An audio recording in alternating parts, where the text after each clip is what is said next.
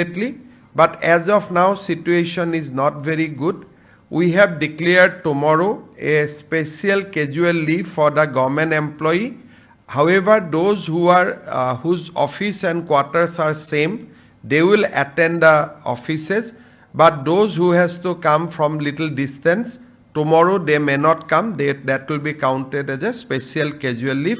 This is for Kamrup and Kamrup Metro, not for entire Assam. This is only for Kamrup and Kamrup Metro district. Private school normally remain closed on Saturday, but we have advised that all government schools will remain closed tomorrow. Colleges, universities will also remain closed tomorrow, so that people do not have to suffer. We have also instructed our city police to regulate traffic inside the city, because this is not, tomorrow will not be a normal day. So we have